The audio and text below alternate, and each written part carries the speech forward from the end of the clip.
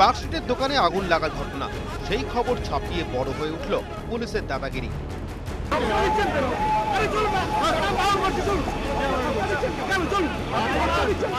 অগ্নিকাণ্ডের খবর সংগ্রহে যান আমাদের সাংবাদিক সুকান্ত মুখোপাধ্যায় ও চিত্র সাংবাদিক সমীরণ বিশ্বাস। ক্যামেরা চালু করতেই মারমুখী হয়ে ওঠেন হিমাদ্রি রায় নামে এক এএসআই। ছবি তুলতে বাধা দেন তিনি।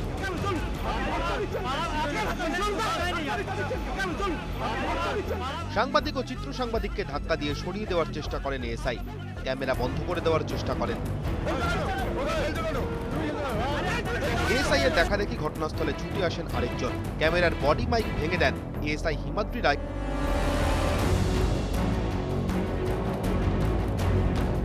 বডি মাইক ভেঙে যেতেই শব্দ রেকর্ড হওয়া বন্ধ হয়ে যায়। সেই সুযোগে চলে গালিগালাজ।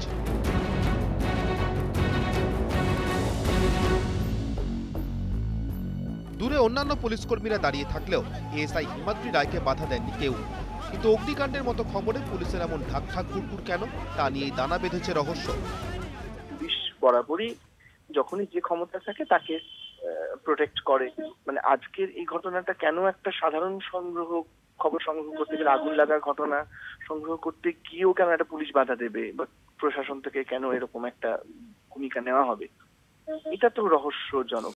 সমাজের পক্ষে তো ভয়ঙ্কর ক্ষতিকর, কারণ কোথাও তো পুলিশের উপর যারা আমরা আইন মানা মানুষ, আমাদের পুলিশের উপর সমস্ত আস্থা চলে যাচ্ছে, এবং যারা আইন মানেন না তারা পুলিশকে যথেচ্ছ যা ইচ্ছে তাই করছেন, যখন তখন যেখানে সেখানে। বহু ঘটনায় পুলিশ সংবাদ মাধ্যমের কাছ থেকে ছবি নিয়ে তদন্তের কাজ করে। সাধারণ মানুষ সংবাদ মাধ্যমে এমন ঘটনা জানতে পেরে সাবধান হন। সেখানে কলকাতা পুলিশের নিচুতলার এই কর্মী এই কাজ করলেন কেন? মুখ্যমন্ত্রী বারবার বললেও পুলিশ কর্মীর এই আচরণ তো হার মানায় গুন্ডাদেরও। ক্যামেরায় সমীরণ বিশ্বাসের সঙ্গে সুকান্ত মুখোপাধ্যায়, ইটিভি নিউজ বাংলা।